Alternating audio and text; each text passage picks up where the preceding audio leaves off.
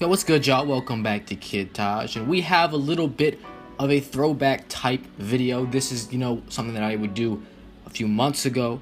But right now, I'm actually not gonna be able to make a video probably the next 2 days. I'm gonna be out of town. So after this, next video is probably gonna be on Thursday.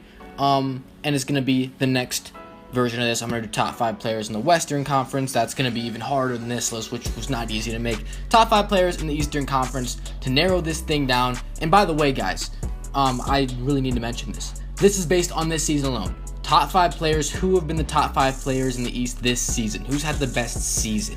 It's not about overall skill, not about career, not about who's actually better in some cases.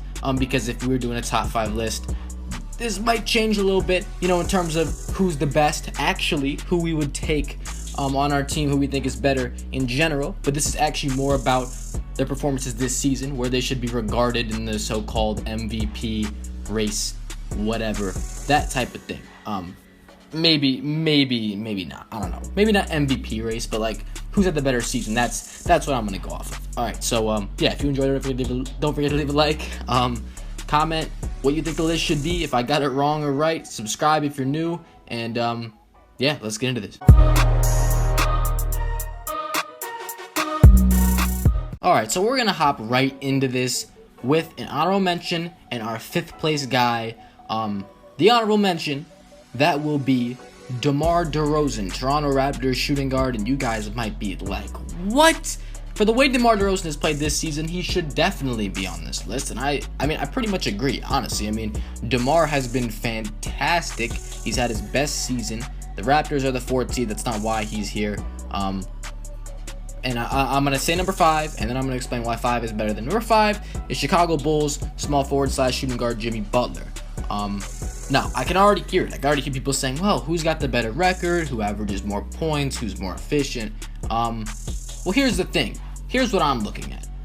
DeMar DeRozan, to me, he's borderline not even like the best player on his team. To me, he's the best scorer. Okay, when you need a bucket, you probably give it to this guy if you want him to score your points. He's a great scorer. He's phenomenal. He's better than Jimmy Butler in terms of getting baskets, I think. But where Jimmy Butler wins is his overall impact on the game. Okay, he's a better distributor. You can have the ball in his hands. He's a very low turnover. Not that DeRozan's not low turnover, but Jimmy Butler's a distributor. He's a playmaker. He can play the point forward role for you. He can defend a lot better than DeMar DeRozan. He does more things. He can do a lot of things offensively that DeRozan can't do in terms of, his 3-point shooting. He's stronger getting to the basket. DeRozan's really good, really unstoppable in that mid-range area. And again, you might be thinking, well, if DeRozan doesn't have as big of an impact as Jimmy Butler, why are the Raptors 4th? Well, I think it's just because of the team surrounding them. Look at who's on their team. They got Kyle Lowry, who's an all-star, superstar point guard. Yes, I'm going there because I believe that Kyle Lowry is that underrated. All the things he does, he is so good. You got Serge Ibaka now. This team shouldn't be struggling at all. This team should be top 2 or 3 in the East. You got Valanciunas, and then you got a great player in Corey Joseph off your bench. You got more good bench players that are underrated in Norman Powell and Patrick Patterson. Guys like that. You look at the Bulls team, the Bulls really should be where they are. If you look at who's on their squad, Dwayne Wade's injured now. Rondo is basically your second best player. You got Robin Lopez, who's okay, and then after that, it's a bunch of inconsistent players that can't play as a team together. And as a Bulls fan, I know. But the thing about Jimmy Butler is that the team is so much better when he's on the court as opposed to when he's off the court. Did you guys know that actually Dwayne Wade's the team was worse with Dwayne Wade on the court than when he was off the court this season? Unbelievable stat. But Jimmy Butler, when he comes out of the game, the other team always can go on like a 10-0 run. The Bulls are literally like minus 11 per 100 possessions without him, and with him they're like plus 3 or plus 4. That's how big of a difference this guy makes. DeRozan, he's a great player, and he's definitely valuable, and he's shown progress as a leader. When Kyle Lowry goes out, and now he's got to be the number 1 guy. He's definitely done that well, but I just think if Jimmy Butler had the right pieces around him, if he had that team like DeMar DeRozan, if you switched them, I think the Raptors would be better than how they are. I'm just gonna say it. Now, on to number 4, we got Boston Celtics point guard Isaiah Thomas. He's got to be on this list. Whether you think it's too high or too low, he's got to be here, okay? And it's not just because he's putting up 29 a game. You know, he can score a ton of points, that's fine. But did you guys know that the Boston Celtics tied the Cavs for the 1 seed? That's insane. Look at who's leading. This is the leader of that team, easily. No one else is doing nearly as much as this guy. He's killing it. He's absolutely killing it. And I love it because he's the leader. He's a tiny 5'9" point guard that scores incredibly, and his passing is good. He's a great leader. He knows how to get his guys involved. And that leadership. They're at the 1 seed, tied for the 1 seed. The Cavs play the Spurs tonight in San Antonio. That might be an L. And then we're gonna see the Celtics with the 1 seed. That's some crazy stuff, and I think that he's been so phenomenal. He's got to be on here. You guys might be like, number 4? Really? Well, number 3 is John Wall. I think John Wall is one of the best players in the NBA, one of the top, probably I'd call him a top 3 point guard in the NBA. Honestly, behind Westbrook and Harden, I think I'd give John Wall the edge over CP3, Stephen Curry, at least this season.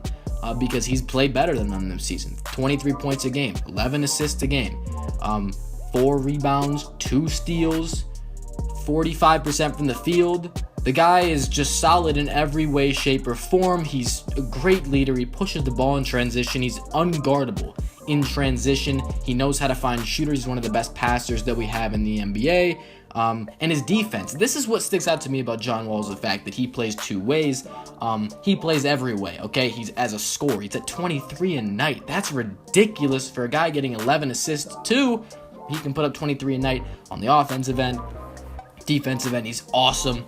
And the Wizards, in result, are the 3 seed, and they're knocking on the door that 1 and 2 seed. I mean, they're right there with Boston and Cleveland. I mean, they're no joke. They just blew the doors off in Cleveland last time these two faced a few days ago. So they're about it. We know that the Wizards are led by this guy. He is the team's leader, and he's done an absolutely fantastic job in all facets of the game doing that. Now at number 2, we got the Greek Freak, Milwaukee Bucks, forward, point guard, center, everything. This guy does it all, and I'm putting him ahead of everybody else because of the fact that you take a look at this guy's squad. They're in the 6th seed. The Bucks are in the 6th seed. Take a look at who's on his team. They lost Jabari Parker for the season, and now they're in the playoff picture, and they're doing work. He's clearly the leader of this team. He gets everybody going. He commands a double team. 23 a night, 8.5 boards, 5 assists, 2 steals, 2 blocks, nearly 53% from the field. He is such a nightmare to keep track of, and he's huge on both ends. I'm giving him the edge over John Wall just because of the fact that he impacts the game in every single way possible. He gives you nightmares on both ends, and you look at his squad around him. John Wall's definitely got a better squad around him that fits him better, but Giannis, he's incredible. He makes his teammates better. He's so hard to guard. He's a great passer. He's a great number 1 guy. And he's gotten his team to that 5th/6th spot with almost no help. Jabari Parker was great, throughout the season, but when he went down, there was a period there where they couldn't win, and then all of a sudden this dude wakes up and he's going crazy. And the Bucks, they don't have that much depth, honestly, that really works for this team. I don't think that their team is actually that good. I just think this guy is so good at leading them, getting them involved in the game. And he's the closest thing to number 1, which is LeBron James. Now, LBJ obviously going to check in at number 1 here. The 26 points, 9 assists, 8 rebounds, nearly averaging a triple-double, but nobody cares because Westbrook is averaging a triple-double. But LeBron James is having, silently, one of his most efficient seasons of his career. 54% from the field.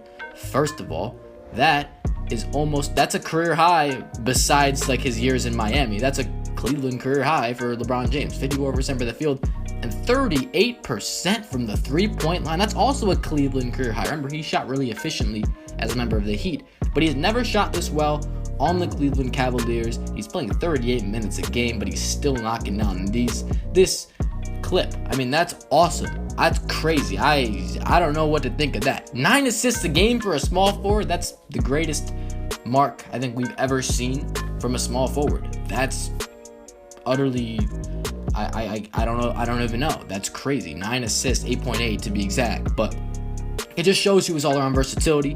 The Cavs, yes, I mean the reason why you could put someone else over LeBron, I think, is the fact that a guy like Isaiah or John Wall might have less on, like, and Giannis, I know that he has less help, but like, look at Isaiah. I think Isaiah's team isn't as good as LeBron's team. Maybe, I don't know. The depth of the Cavs isn't great. They don't have a backup big man that can really play.